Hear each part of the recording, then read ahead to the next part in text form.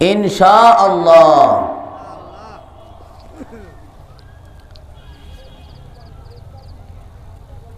পিতার উপর সন্তানের পঞ্চম নাম্বার হক,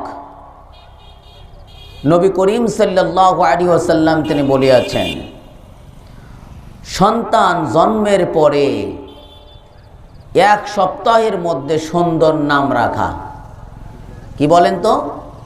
1 সপ্তাহের মধ্যে সুন্দর নাম রাখা। কিন্তু আমরা যেদিন জন্মগ্রহণ করে সেই দিনই নাম রাখার জন্য ব্যস্ত হয়ে পড়ি, তাই কিনা ভাই? যেদিন জন্মিছে সেদিনই নাম রাখার জন্য ব্যস্ত হয়ে পড়ি। নবী করিম সাল্লাল্লাহু আলাইহি ওয়াসাল্লাম তিনি বলেন, তোমার সন্তানের সুন্দর নাম রাখো, কারণ নামের গুণেও আল্লাহ তাআলা জান্নাতে দিবেন। সুবহানাল্লাহ। নামের কারণে কেউ কেউ জাহান্নামেও যাবে। নাম সুন্দর হওয়া উচিত। আমরা নামের ক্ষেত্রে তাড়াহুড়া করার কারণে, আলেম ওলামার পরামর্শ না নেওয়ার কারণে আমাদের সন্তান সন্ততির নাম হয়ে যায় তুকাজ্জিবান। কি হয়? তুকাজ্জিবান। আমাদের সন্তানের নাম হয় সামসিকা, আমাদের সন্তানের নাম হয় মাহিন, আমাদের সন্তানের নাম হয় সুমুন। ভুল নাম এগুলো। কি বলেন? মাহিন নাম রাখে না ভাই? মাহিন মানে লাঞ্ছিত।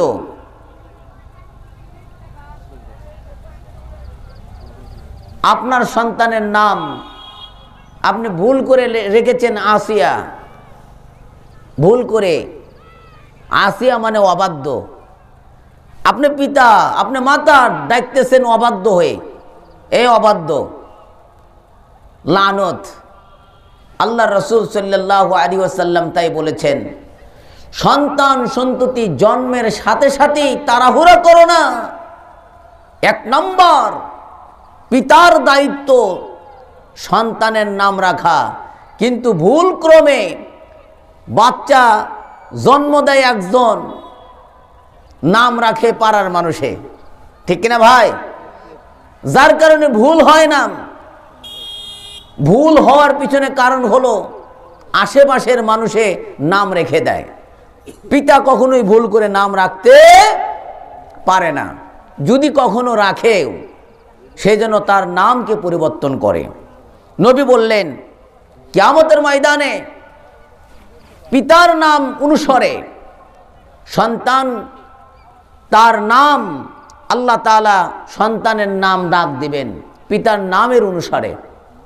এই জন্য তোমাদের সন্তানদের সুন্দরতম নাম রাখো। নাম রাখার জন্য আমরা অনেক সময় বলি নারী কাটা নাম। ভাই, নারী কাটা নাম রাখতে হয় না, এটা আমাদের কুসংস্কার। নাম রাখার জন্য আল্লাহর রাসূল মেয়াদ দিয়েছেন, সময় দিয়েছেন 1 সপ্তাহ। কয়দিন? 1 সপ্তাহের মধ্যে একজন মানুষ চিন্তা ফিকির করে নাম রাখলে, আলেম ওলামার পরামর্শ নিলে নাম কি ভুল হওয়ার সম্ভাবনা আছে? বলে হুজুর, কোরআন শরীফের মধ্যে দেখেছি তুকাজ্জিবান। তাই একবার বলে নাই হুজুর, একাধিকবার বলেছে। আপনি কি জানেন তুকাজ্জিবান শব্দের অর্থ কি? তুকাজ্জিবান শব্দের অর্থ হলো মিথ্যাবাদী। কি বলেন তো? আপনার সন্তান কি মিথ্যাবাদী? নাম রাখলেন তুকাজ্জিবান। আল্লাহ রাসূল সাল্লাল্লাহু আলাইহি সাল্লাম তাই বললেন, সন্তানের নামের ব্যাপারে তাড়াহুড়া করো না। সন্তানের 5ম নাম্বার হক, তুমি পিতা, তোমার উপর হক 5ম নাম্বার সন্তানের হক হলো সুন্দরতম নাম রাখা। দলিল আবু দাউদের হাদিস 4948 নম্বর হাদিস। হযরতে আবি দারদা রাদিয়াল্লাহু তাআলা আনহু তিনি বলেন, নবী করিম সাল্লাল্লাহু আলাইহি ওয়াসাল্লাম তিনি বলিয়াছেন, ইন্নাকুম তুদউনা ইয়াউমাল কিয়ামাতি বিআসমাইকুম ওয়া আসমাই আবাই আবাইকুম, কিয়ামতের দিন তোমাদের পিতার নাম অনুসারে তোমাদের সন্তানদের নামকরণে আল্লাহ তাআলা কিয়ামতের দিন ডাকবেন। তোমাদেরকে তোমাদের পিতামাতার নাম অনুসারে ডাকা হবে। সুতরাং ফাআহসিনু আসমাআকুম, সুতরাং তোমাদের সন্তান সন্ততির নামকে সুন্দর করে রাখো। কে বললেন? নবী বললেন। আল্লাহ তাআলার নিকট প্রিয় নাম হলো আব্দুল্লাহ আর আব্দুর রহমান। আল্লাহর নিকটে কোন নাম প্রিয়? আব্দুল্লাহ আর আব্দুর রহমান। নবী করিম সাল্লাল্লাহু আলাইহি ওয়াসাল্লাম তিনি বলেন, আল্লাহ তাআলার নিকট সবচাইতে উত্তম নাম হলো আব্দুল্লাহ আর আব্দুর রহমান। আপনি যদি পারেন আপনার সন্তান সন্ততির নাম আব্দুল্লাহ আর আব্দুর রহমান রাখার চেষ্টা করবেন, অথবা নবী রাসূল গণের নাম অনুসারে আপনার সন্তানের নাম রাখবেন। যদি নবী রাসূলের নাম অনুসারে আপনার সন্তানের নাম না রাখতে পারেন, তাহলে সাহাবী কিরাম রাদিয়াল্লাহু তাআলা আনহু আজমাইনদের নামের অনুকরণ করবেন। তাও যদি সম্ভব না হয়, ওলি আল্লাহদের নামে নামকরণ করবেন। আল্লাহ তাআলার নিকট সবচাইতে প্রিয় নাম হলো আহমদ। আল্লাহ তাআলার নিকট সবচাইতে প্রিয় নাম হলো মুহাম্মদ। আমার নবীর নাম কি ভাই? মুহাম্মদ সাল্লাল্লাহু আলাইহি সাল্লাম। আল্লাহর নিকটে মুহাম্মদ নাম প্রিয়, আল্লাহর নিকটে আহমদ নাম প্রিয়, আল্লাহর নিকটে আব্দুল্লাহ আর আব্দুর রহমান প্রিয়। সুবহানাল্লাহ বলেন। দলিল হলো আবু দাউদের হাদিস 4949 নম্বর হাদিস। আল্লাহ তাআলার নিকটে আব্দুল্লাহ আর আব্দুর রহমান প্রিয়।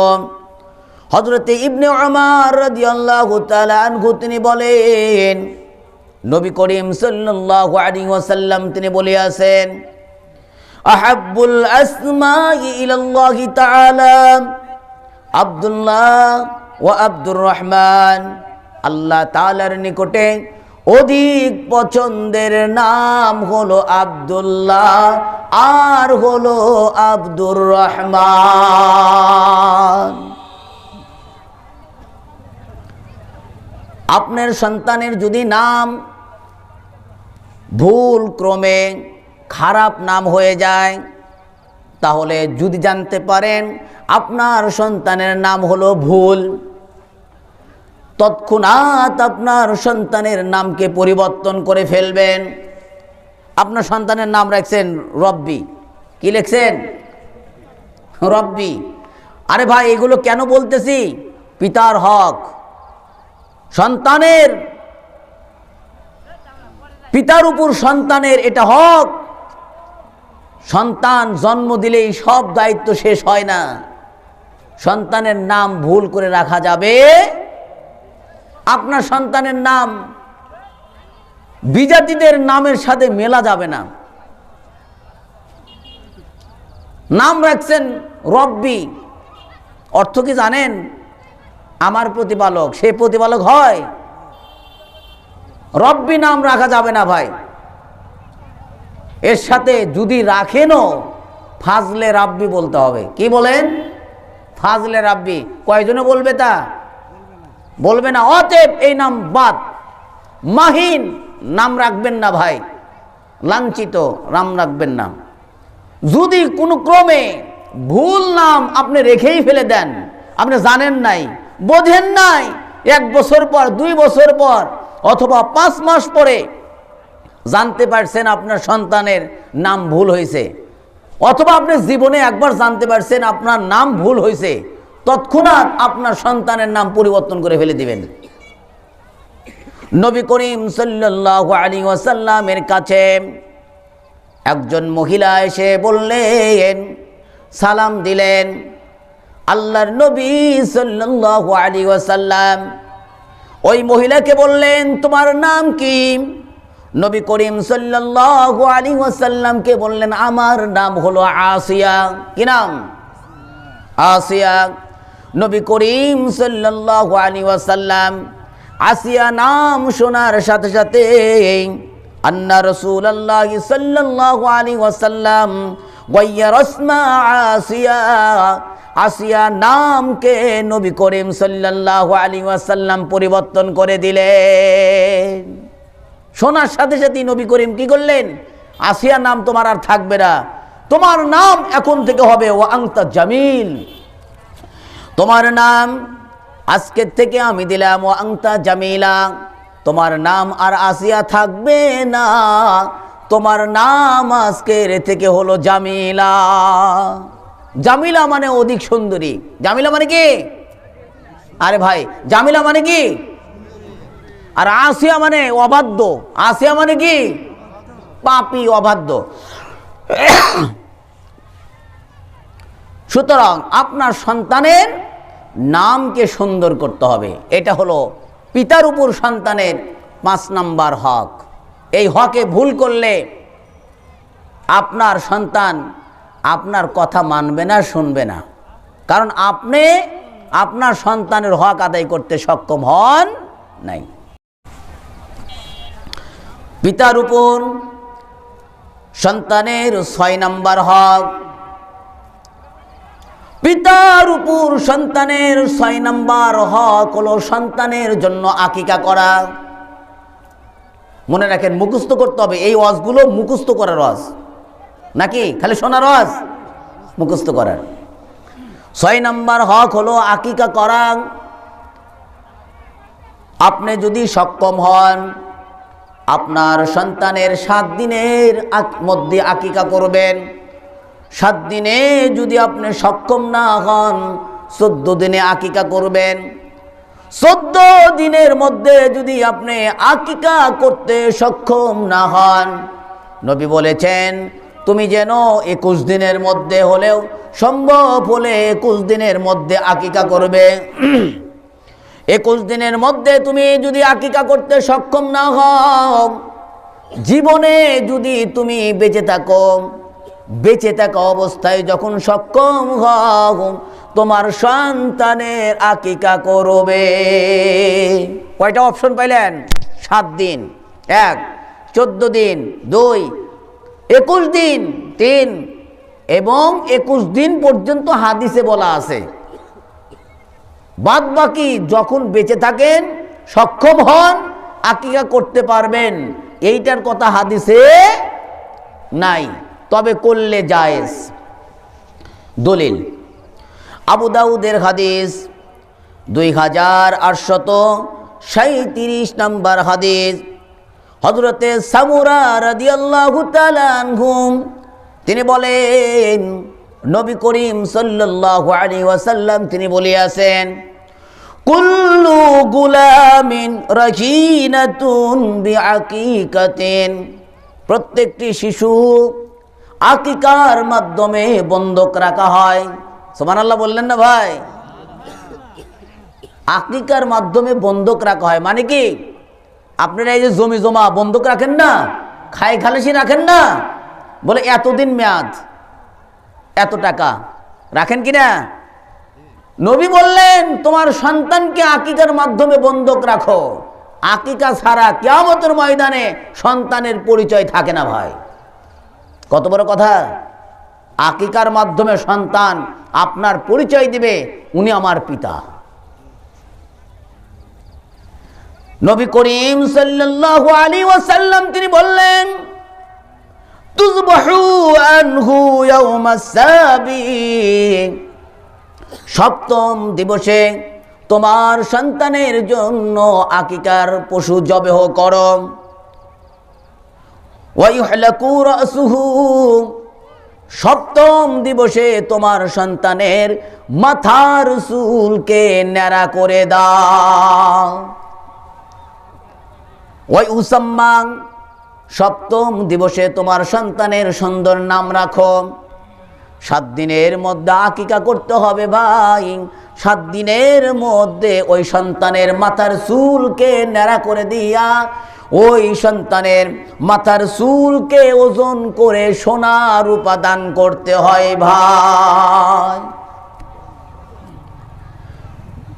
আপনি কেন আপনার সন্তানের আকিকা করবেন? আকিকার মাধ্যমে আপনার সন্তানের বালা মুসিবত দূর করে দেওয়া হয়। সুবহানাল্লাহ বলেন। মেডিসিন লাগবে না ভাই, ওষুধ পাতির এত প্রয়োজন হবে না যদি আপনি আপনার সন্তানের আকিকা করেন।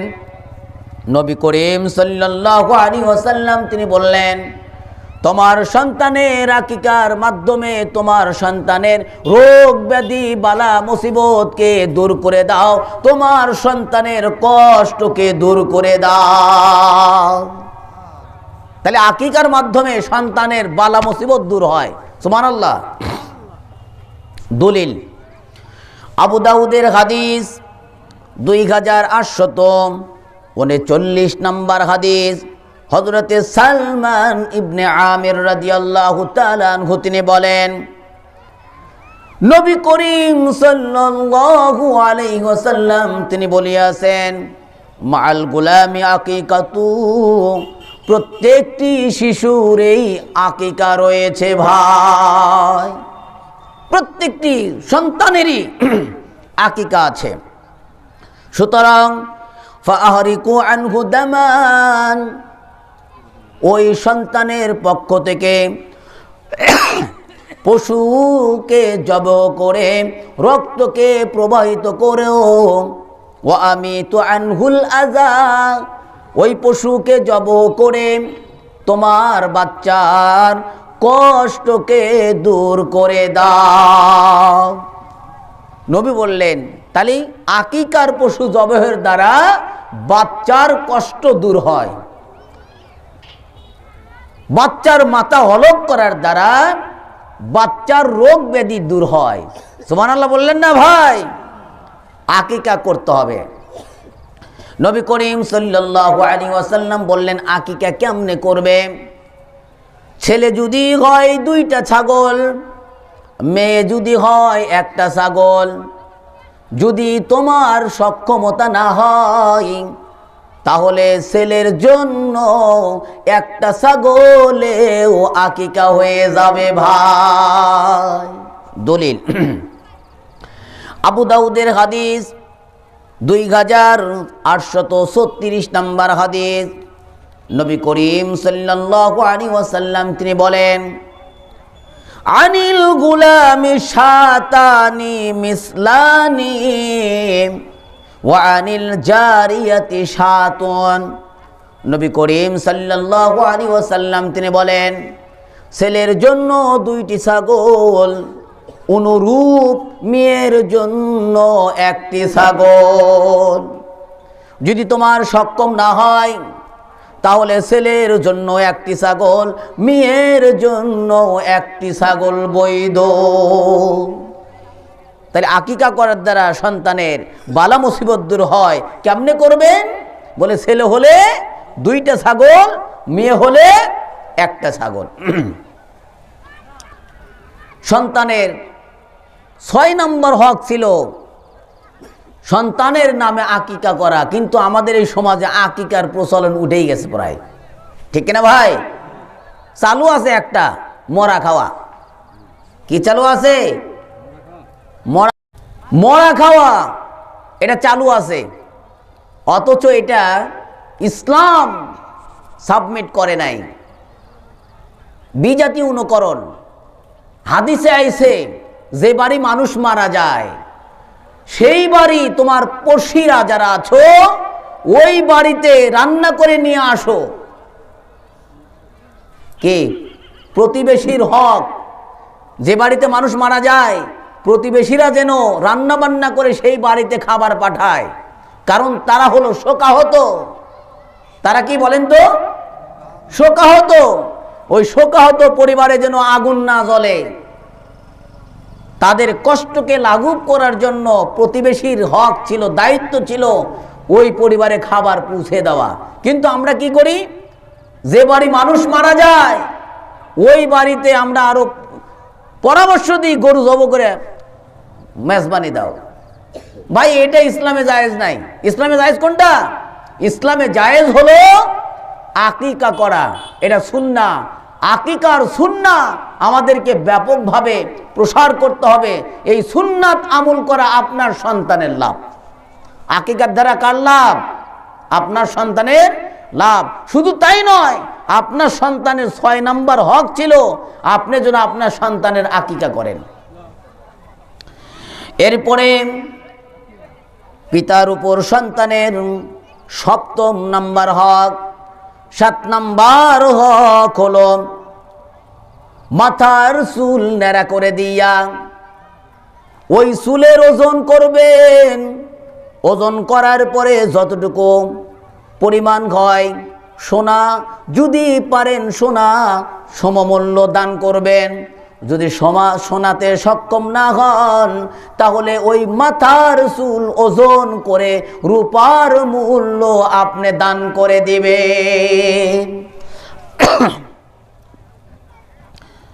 দলিল তিরমিজি শরীফের হাদিস 1519 নম্বর হাদিস। হযরত আলী ইবনে আবি তালিব রাদিয়াল্লাহু তাআলা আনহু তিনি বলেন, আক্কা রাসূলুল্লাহ সাল্লাল্লাহু আলাইহি ওয়াসাল্লাম আনিল হাসান বিশাতিন। নবী করিম সাল্লাল্লাহু আলাইহি ওয়াসাল্লাম হযরতে আলীর ছেলে হাসানের আকিকা করেছেন একটি ছাগল দিয়ে। ছাগল দিয়ে একটি আকিকা করার পরে 7 দিনের মাথায় হযরতে ফাতেমা রাদিয়াল্লাহু তাআলা আনহাকে আল্লাহর রাসূল বললেন, ইয়া ফাতিমা ইহলিকি রাসাহু, হাসানের মাথাকে ন্যাড়া করে দাও। হাসানের মাথা নেড়ে করে দাও, হলক করে দাও। শুধু তাই নয়, হাসানের মাথাকে ন্যাড়া করে দিয়া ওয়াতাসাদ্দাকি বিজিনাতি শারিহি ফিদ্দাতান, ওই মাথার চুল রূপার মূল্য তুমি দিয়ে দাও। কয় টাকা হবে মাথার চুল? কয় আনা হবে? সেই মূল্যটা রূপার মূল্যে আপনি সাদগা করে দিবেন। এইটা পিতার উপর সন্তানের হক ছিল 7ম নাম্বার হক। আমরা করছি অনেকে, অনেকে মনে হয় করি নাই। যারা করি নাই এখনো করে দেওয়া যাবে আন্দাজ করে। কি বলেন তো? আন্দাজ করে দিয়ে দিবেন, সাদগা করে দিবেন। এটা বাচ্চার হক ছিল। পিতার উপর সন্তানের 8 নাম্বার হক হলো সন্তানকে তাওহীদের শিক্ষা দেওয়া, আল্লাহ তাআলার পরিচয় উঠায়া তোলা। আপনার সন্তানের কানে পরিচয় তুলে দিবেন, আল্লাহ আছেন, আল্লাহ তিনি এক, অদ্বিতীয়, তার কোনো শরীক নাই। বাচ্চা যখন একটু বড় হয়, হালকা হালকা কথা বলতে পারে, তখনই আপনার সন্তানকে তাওহীদের শিক্ষা দিয়ে দিবেন। জন্মের সাথে সাথে আপনার বাচ্চাকে তাওহীদের শিক্ষা দিয়েছিলেন। আল্লাহু আকবার, আল্লাহু আকবার, আজানের ধ্বনি কানে দেন নাই? দিয়েছেন। ওই আজানে নামাজ ছিল না ভাই। মানুষ যখন মৃত্যুবরণ করে তখন ওই নামাজটা পড়া হয়। সুবহানাল্লাহ বললেন না? বাবা আজান দিছে কানে, ওই আজানে নামাজ পড়ে নাই। কিন্তু মানুষ যখন মৃত্যুবরণ করে সেই মৃত্যুর আজানে, মৃত্যুর ইয়েতে কি নামাজে কি আজান আছে ভাই? সেই আজানটা মৃত্যুর জানাজাতে আমরা আদায় করে থাকি ভাই। নবী করিম সাল্লাল্লাহু আলাইহি ওয়াসাল্লাম তিনি বলেন, পিতার উপর সন্তানের 8 নাম্বার হক হলো সন্তানকে তাওহীদের শিক্ষা দিতে হবে। আপনি যদি আপনার সন্তানের ছোট থাকা অবস্থায় তাওহীদের শিক্ষা দিতে ভুলে যান, আল্লাহ তাআলা আপনাকেও আপনার সন্তান থেকে ভুলে দিবেন। যেভাবে আপনি আল্লাহর পরিচয় দিতে ব্যর্থ হয়েছেন, আল্লাহ তাআলা আপনার পরিচয়কে ব্যর্থ করে দিবেন। আপনার পরিচয় আল্লাহ তাআলা আপনার সন্তান থেকে ভুলায় দিবেন। আল্লাহ তাআলার নবী বলেন, সন্তানকে তাওহীদের শিক্ষা দিতে হবে, আল্লাহর উপর তাওয়াক্কুল করার, ভরসা করার শিক্ষা দিতে হবে। নবী করিম সাল্লাল্লাহু আলাইহি ওয়াসাল্লাম তিনি বলেন, দেখেন, সন্তানকে তাওহীদের শিক্ষা দিতে হবে। কে বললেন? নবী বললেন। তাওহীদ কি? বলে আল্লাহ এক, আল্লাহ এক, যা কিছু করার তুমি আল্লাহর উপর ভরসা করবে, এভাবে আপনার সন্তানকে গড়ে উঠাতে হবে। তিরমিজি শরীফের হাদিস 2516 নম্বর হাদিস, হযরতে ইবনে আব্বাস রাদিয়াল্লাহু তাআলা আনহু তিনি বলেন, আমি নবী করিম সাল্লাল্লাহু আলাইহি ওয়াসাল্লামের পিছনে দাঁড়ানো অবস্থায় ছিলাম। নবী করিম সাল্লাল্লাহু আলাইহি ওয়াসাল্লাম, তার নিকটে একটি শিশু আসলো, বাচ্চা আসলো 6-7 বছরের। কয় বছরের? 6। আরে ভাই কথা বলেন না কেন? 6-7 বছর। 6-7 বছরের বাচ্চা নবী করিম সাল্লাল্লাহু আলাইহি ওয়াসাল্লামের কাছে আসলো। হযরতে ইবনে আব্বাস বলেন, আমি নবী করিম সাল্লাল্লাহু আলাইহি ওয়াসাল্লামের পিছনে দাঁড়ানো। আল্লাহর নবী সাল্লাল্লাহু আলাইহি ওয়াসাল্লাম ওই শিশুকে বলতেছেন, ইয়া গুলামু ইন্নী উআল্লিমুকা কালিমাতান, হে গোলাম, হে বৎস, হে ছেলে, আমি তোমাকে কিছু কথা শিক্ষা দেব। আল্লাহর নবী বলতেছেন, আমি তোমাকে কিছু কথা শিক্ষা দেব। ছোট বাচ্চা, 6-7 বছরের বাচ্চা, পিছনে দাঁড়ায় আছে কে? বলে ইবনে আব্বাস। নবী করিম সাল্লাল্লাহু আলাইহি ওয়াসাল্লাম তিনি বললেন, ইহফাজিল্লাহা ইয়াহফাজিকা। নবী করিম সাল্লাল্লাহু আলাইহি ওয়াসাল্লাম তিনি বলেন, তুমি আল্লাহ তাআলার বিধানকে সংরক্ষণ করবে, তবেই আল্লাহ তাআলা তোমাকে সংরক্ষণ করবে। আপনার সন্তানকে এভাবে বড় করবেন, আল্লাহর বিধানকে মানো। আল্লাহ হুকুম করছে, হাইয়া আলাস সালাহ বলছে, নামাজ পড়ো, কিন্তু আপনার সন্তানকে আপনি এভাবে পরামর্শ দিবেন, আপনি তো নামাজ পড়েন না, আল্লাহর বিধান তো আপনি হেফাজত করেন না, আপনার সন্তানকে কেমনে শিক্ষা দিবেন? অথচ আপনার দায়িত্ব ছিল, সন্তান যখন 5-6 বছর, তখন ওই সন্তানের উপর এখনো ফরজ হুকুম হয় নাই, কিন্তু আপনি আপনার সন্তানকে আল্লাহর বিধান সংরক্ষণ করার জিম্মাদারি নিয়ে আল্লাহর বিধানকে সংরক্ষণ করো, এই আদেশ জারি করতে হবে আপনার সন্তানের উপর। এই শিক্ষাটা আপনার সন্তানকে দিতে হবে। এরপরে নবী করিম সাল্লাল্লাহু আলাইহি ওয়াসাল্লাম তিনি বললেন, হে বৎস, ইহফাজিল্লাহা তাজিদহু তুজাহাকা। হে বৎস, তুমি আল্লাহ তাআলার উপর সন্তুষ্ট থাকবে, তবে আল্লাহ তাআলাকে তুমি সন্তুষ্ট পাবে। কি 2 নম্বর কথা? কি প্রথম নম্বর কথা? আল্লাহর বিধান মেনে চলো। 2 নম্বর কথা হলো আল্লাহর প্রতি তুমি সন্তুষ্ট থাকবে, আল্লাহ তোমার উপর সন্তুষ্ট থাকবে। সুবহানাল্লাহ বললেন না ভাই? এভাবে তাওহীদের জ্ঞান, এটাকে বলা হয় তাওহীদের জ্ঞান। এরপরে 3 নম্বর কথা, নবী করিম সাল্লাল্লাহু আলাইহি ওয়াসাল্লাম ওই শিশুকে 3 নম্বর কথা নবী করিম সাল্লাল্লাহু আলাইহি ওয়াসাল্লাম বললেন, ইজা সাআলতা ফাসআলিল্লাহ, তুমি যদি কোনো কিছু চাও তবে আল্লাহ তাআলার কাছেই চাবে। আপনার সন্তানকে এভাবে বড় করবেন, চাওয়ার যদি তোমার ইচ্ছা হয়, আমার কাছে চাইও না, আল্লাহর কাছে চাবে। কোনো মানুষের কাছে যাবে না, কোনো গয়রুল্লাহর কাছে যাবে না।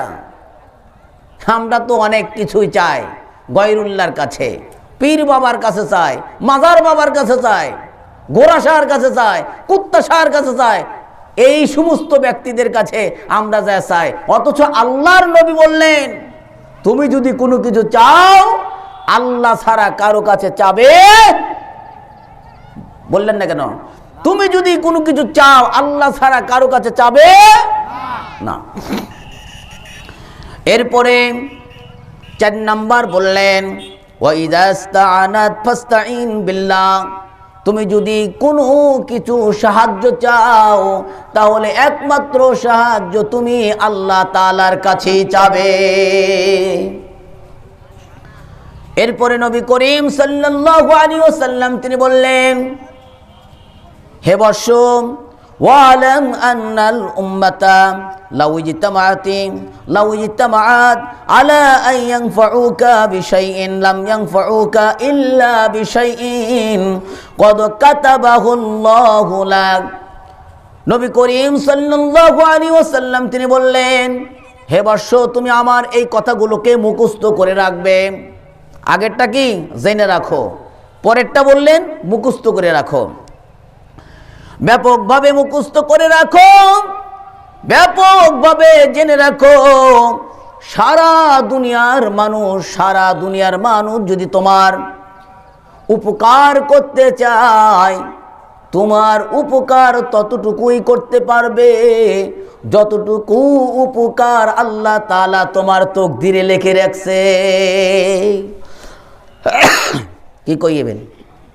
আপনার সন্তানকে এভাবেই বলেন, সারা দুনিয়ার মানুষ তোমাকে যদি উপকার করতে চায়, তোমার ততটুকু হবে যতটুকু আল্লাহ তোমার উপকার করতে চান। হে বৎস, শুনে রাখো, শুনে রাখো। ওয়ালাউ ইজতামাউ আলা আইয়াদুররুকা বিশাইইন লাম ইয়াদুররুকা ইল্লা বিশাইইন ক্বাদ কাতাবাহু আল্লাহু আলাইক। হে বৎস, তুমি জেনে রাখো, জেনে রাখো, সারা দুনিয়ার মানুষ যদি তোমার কোনো ক্ষতি করতে চায়, তোমার ক্ষতি ততটুকুই হবে যতটুকু আল্লাহ তাআলা তোমার তকদিরে লিখেছে।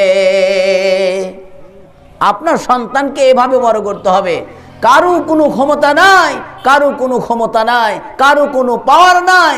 ইন্নাল্লাহা আলা কুল্লি শাইইন কাদির, আল্লাহ তাআলা সমস্ত ক্ষমতার অধিকারী। সারা দুনিয়ার মানুষ আপনার ক্ষতি করতে পারবে না। এই বিশ্বাস, এই আকীদা নিয়ে আপনার সন্তানকে বড় করতে হবে। সারা দুনিয়ার মানুষ আপনাকে উপকার করতে পারবে না যতটুকু উপকার আল্লাহ চান।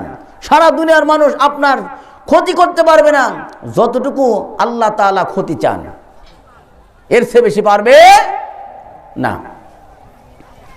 আমরা মাঝখান থেকে গুনাহগার হই, ভালো কাজের আমরা প্রতিবাদ করি, ভালো কাজের আমরা সমালোচনা করি, ভালো কাজে আমরা বিরোধিতা করি, করি কিনা?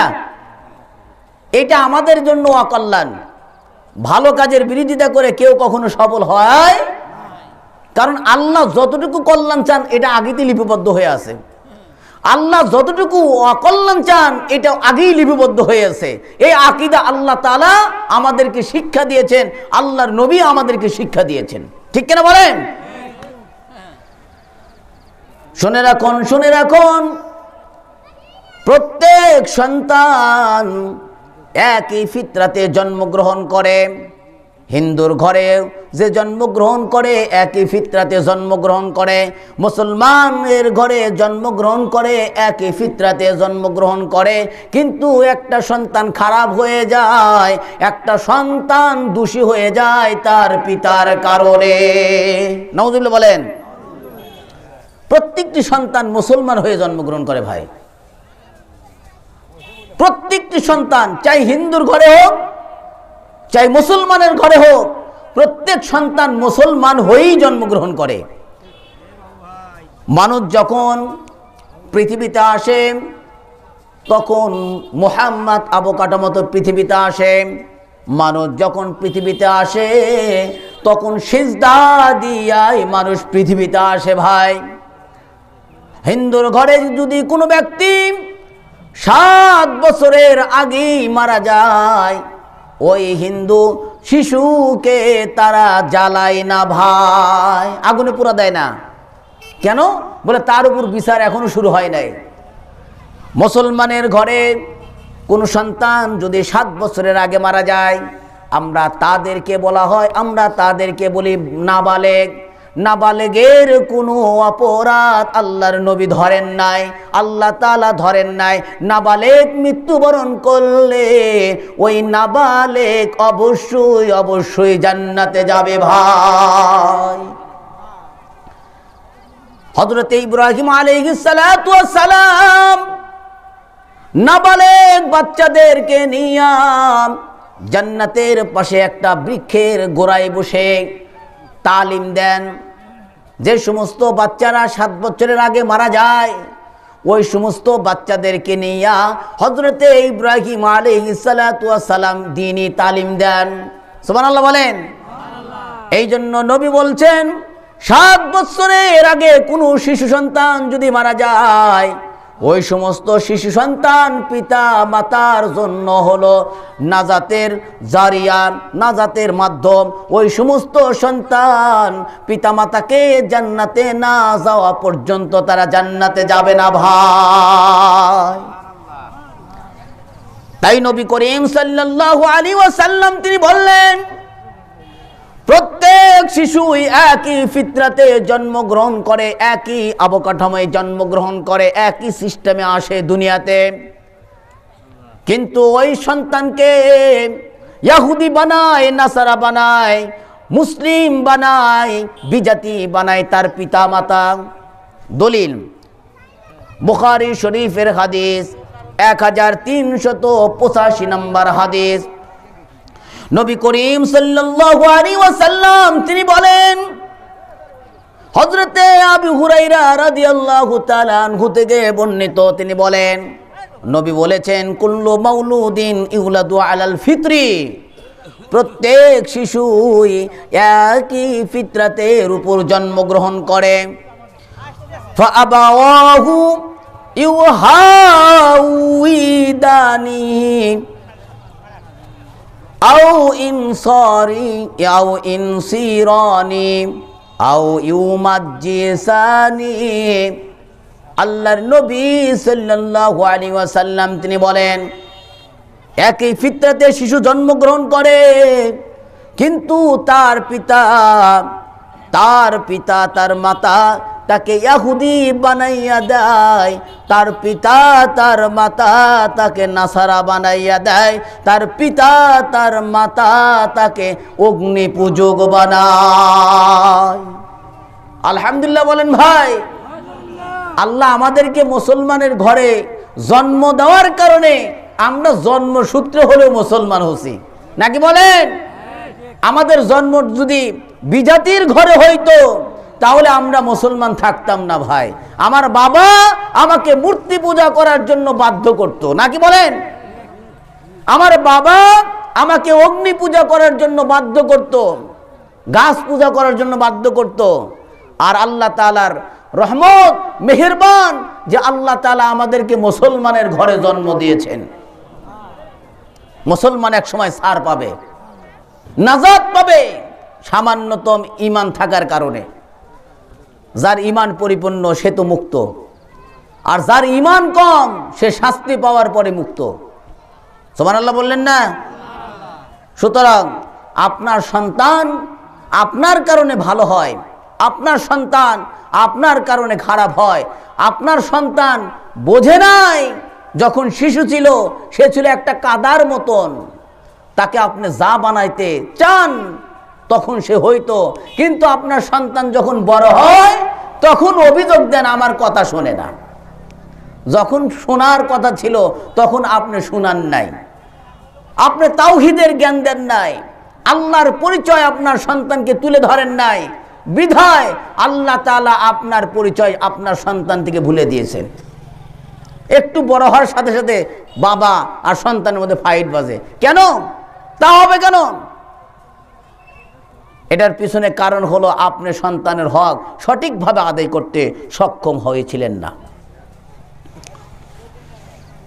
পিতার উপর সন্তানের 9 নম্বর হক হলো সন্তানকে ফরজ শিক্ষা দেওয়া, কোরআন শিক্ষা দেওয়া। কয় নম্বর? 9 নম্বর হক আপনার বাচ্চা ভালো মতে কথা বলতে পারে। এর আগের হক ছিল তাওহীদের শিক্ষা দেওয়া। আমাকে একবার আমার এক সন্তান আটকে দিছিল, আল্লাহ কোথায় থাকে, আল্লাহ কোথায় থাকে আটকে দিছে। আমি আল্লাহ নিয়ে কথা বলতেছি, আল্লাহ কই থাকে? আলাল আরশ ইস্তাওয়া, আল্লাহ থাকেন আরশের উপর। আল্লাহ থাকে কোথায়? আল্লাহর পরিচয় তুলে ধরতে হবে আপনার সন্তানকে। এরপরে আপনার বাচ্চা একটু একটু বোঝে, তখন আপনার বাচ্চাকে ফরজ শিক্ষা দিতে হবে। ফরজ, ওযুতে কয় ফরজ, নামাজে কয় ফরজ, তায়াম্মুমে কয় ফরজ, গোসলে কয় ফরজ, এগুলো শিক্ষা দিতে হবে। ফরায়েজ শিক্ষা দিতে হবে, ফরজ কোরআন শিক্ষা দিতে হবে। আপনার সন্তানকে কোরআন শিক্ষা দিলে আপনার সন্তান কখনোই আপনার উপর উগ্র মেজাজি হবে না। ভুল বললাম না সঠিক বললাম? যার মধ্যে কোরআনের জ্ঞান আছে সে কখনোই পিতামাতার নাফরমানি করবে না, কারণ সে জানে পিতামাতার পায়ের নিচেই তার জান্নাত। কি জানে? কোরআনের শিক্ষায় যারা শিক্ষিত হয়েছে তারা পিতামাতার সাথে কখনোই খারাপ আচরণ করতে পারে না। তাই নবী করিম সাল্লাল্লাহু আলাইহি ওয়াসাল্লাম তিনি বললেন, পিতার উপর সন্তানের ৯ নম্বর হক হলো সন্তানকে কোরআনের শিক্ষা দিতে হবে, ফরজ শিক্ষা দিতে হবে। দলিল তিরমিজি শরীফের হাদিস 2091 নম্বর হাদিস। হযরতে আবি হুরায়রা রাদিয়াল্লাহু তাআলা আনহু তিনি বলেন, নবী করিম সাল্লাল্লাহু আলাইহি ওয়াসাল্লাম তিনি বলিয়াছেন, তাআল্লামুল কুরআনা ওয়াল ফারাইজ, তোমরা তোমাদের সন্তানদেরকে কোরআন এবং ফরজ শিক্ষা দিয়ে দাও। বুঝ হওয়ার পরে আমরা এত কষ্ট করি, কনকনে শীতে সন্তানকে নিয়ে আমরা ব্র্যাক স্কুলে দিই। মক্তব চলে গেছে আমাদের থেকে, আমাদের বর্তমান সমাজে মক্তব চলে গেছে। আগে দেখতাম ছোট ছোট বাচ্চারা মক্তবে দৌড়াইতো, কিন্তু এখন ব্র্যাক একটি পরিকল্পিত আমাদের জন্য শত্রু। যেন আমাদের এই মুসলিম বাচ্চারা কোরআনের শিক্ষায় শিক্ষিত না হয়, এই দিকে পরিকল্পনা করে সকালবেলায় কেজি ঢুকাইয়া দিছে। ব্র্যাক আমাদের থেকে কোরআন শিক্ষা উঠানোর জন্য এই ধরনের একটি অপশন চালু রেখেছে। সুতরাং সাবধান হয়ে যান, সাবধান। আপনার সন্তানকে কোরআন শিক্ষা দেওয়া আপনার জন্য ফরজ ছিল। প্রত্যেকটি মুসলমানের জন্য দ্বীনি ইলম শিক্ষা করা ফরজ। কি বলেন? ফরজ না ভাই? কিন্তু আপনি আপনার সন্তানকে কোরআনের শিক্ষা দেন নাই। কোরআনের শিক্ষা দেওয়ার পরে আপনি ডাক্তার বানান, ইঞ্জিনিয়ার বানান, জজ বানান, যা বানান বানাইন, কিন্তু আপনার সন্তানকে আগে আল্লাহর পরিচয় তুলে ধরেন। আপনার সন্তানকে কোরআনের শিক্ষায় শিক্ষিত করেন, তারপরে আপনি অন্য লাইনে দেন, কোনো দোষের নয়। সবাইকে আলেম হতে হবে এমনটা নয়, কিন্তু আপনি তো কোরআনের শিক্ষা দিচ্ছেন না।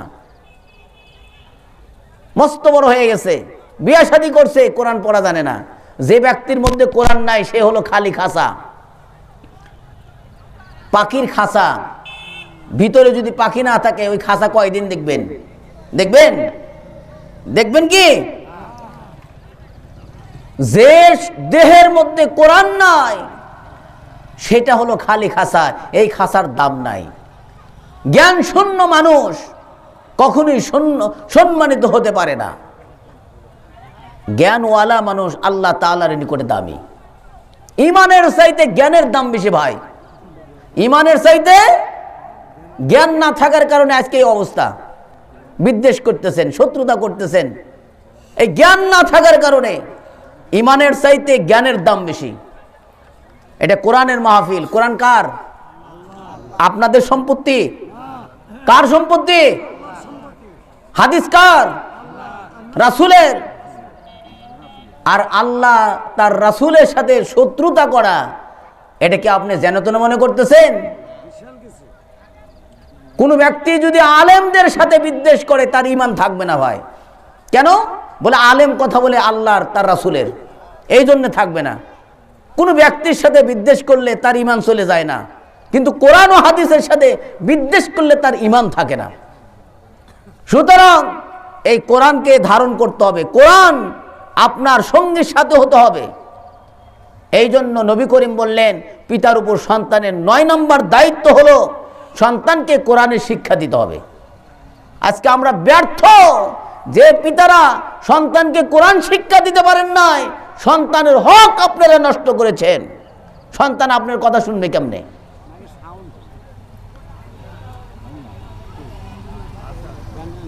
নবী করিম সাল্লাল্লাহু আলাইহি ওয়াসাল্লাম তারপরে বলেন, পিতার উপর সন্তানের 10 নম্বর হক হলো সন্তানকে নামাজের শিক্ষা দেওয়া। 9 নম্বর হক কি? কোরআন শিক্ষা দেওয়া। 10 নম্বর হক কি?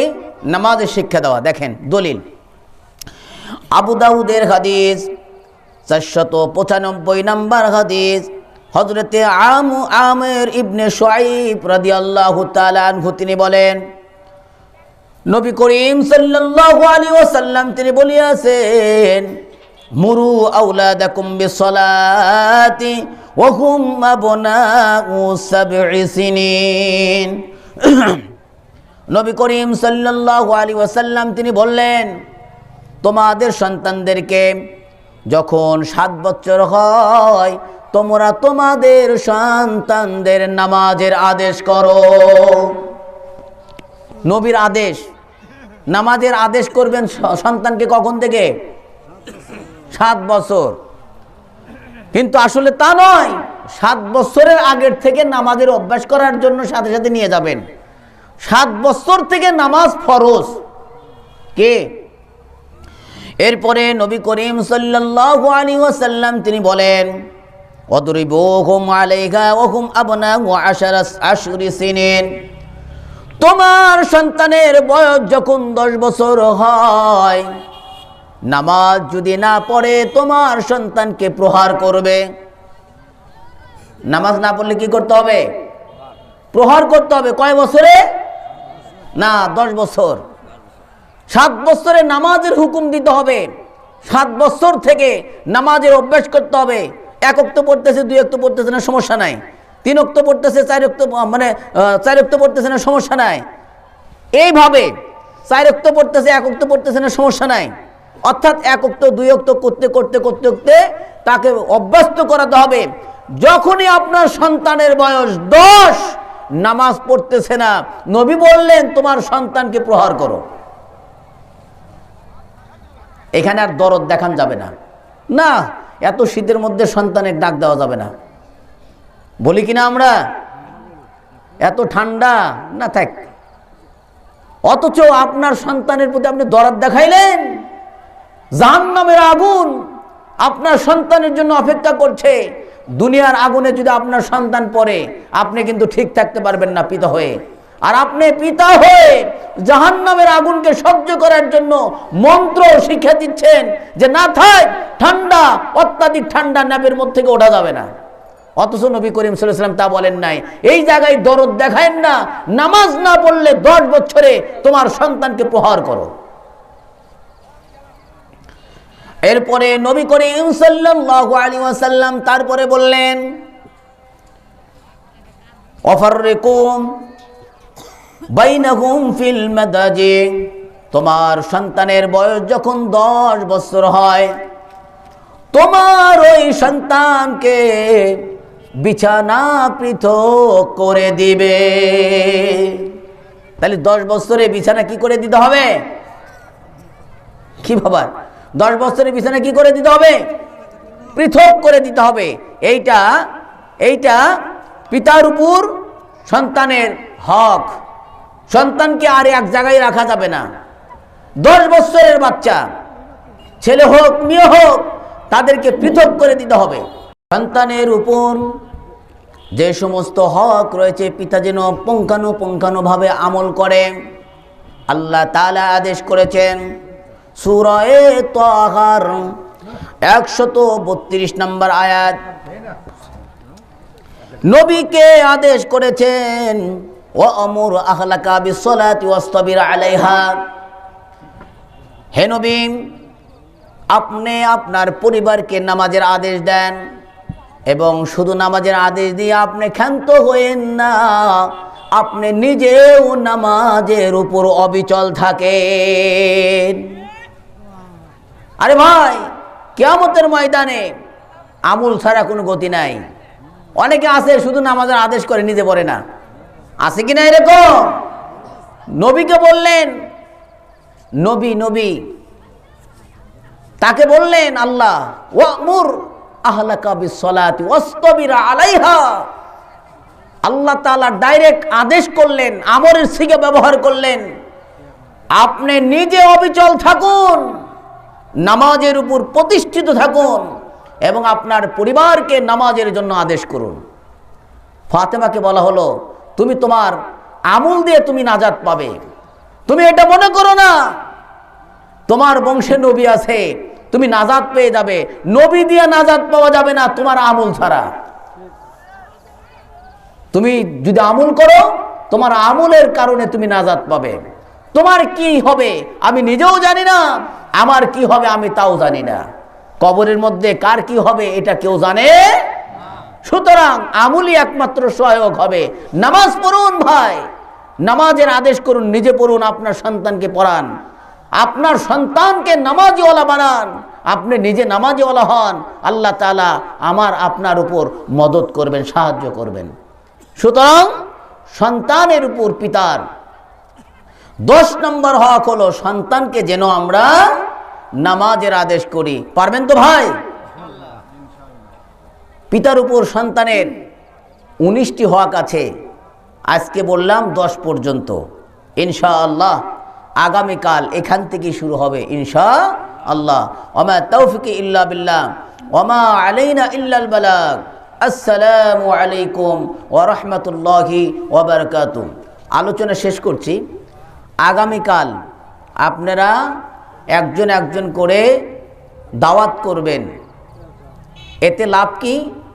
আপনারা আমল কবুল হলেও হতে পারে, নাও হতে পারে, কিন্তু আপনি কোনো ব্যক্তিকে দাওয়াত করলে সেই দাওয়াতের কারণে আপনার আমল নামায় কবুলিয়াতের সওয়াব দেওয়া হবে।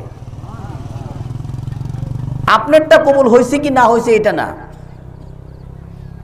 আল্লাহ রাসূল সাল্লাল্লাহু আলাইহি ওয়াসাল্লাম মসজিদে নববীতে বসে বলতেছেন, তোমাদের কারো নামাজ কবুল হয়েছে? হযরতে আলী বলতেছেন, আলীকে জ্ঞানের দরজা বলা হইতো। আলী বলতেছেন, ইয়া রাসূলুল্লাহ আমার নামাজ কবুল হয়েছে। বলে কেমনে হয়েছে তোমার নামাজ কবুল হয়েছে, এর কি দলিল আছে কারো কাছে? হযরতে আলী বললেন, ইয়া রাসূলুল্লাহ আপনি বলেছিলেন কোন ব্যক্তি যদি নামাজের দাওয়াত করে, তার দাওয়াতে কেউ যদি এসে নামাজ পড়ে, তাহলে তার আমল নামায় কবুলিয়াত নামাজের সওয়াব দেওয়া হয়। সুবহানাল্লাহ বলেন। আপনি বলেছেন, আপনার কথাতে আমি বিশ্বাস করেছি, লা শাক্কা ফীহি, কোনো সন্দেহ নাই, আমার এই বিশ্বাস আছে, আমার নামাজ কবুল হয়েছে। আমারটা কবুল হয়েছে আমি এটা বলি নাই, আমি দাওয়াত দিয়ে নিয়ে এসেছি একজনকে, সেইটা কবুল হয়েছে, এই কথার মধ্যে কোনো সন্দেহ নাই। আল্লাহ রাসূল বলছেন, সাদ্দাক্তা, তুমি সত্য বলেছ। সুতরাং এই কাজটাকে আমরা করতে পারি না ভাই? আপনার বন্ধু হোক, আপনার শত্রু হোক, দ্বীনের কাজে দাওয়াত দিবেন, এটা আপনার জন্য কল্যাণ, নাকি বলেন? দাওয়াত দিয়ে কেউ লসের মধ্যে নাই। দাওয়াত দিতে রাজি আছেন কারা কারা? মুসলমান হাত উঠান। আশা না আসা তার দায়িত্ব।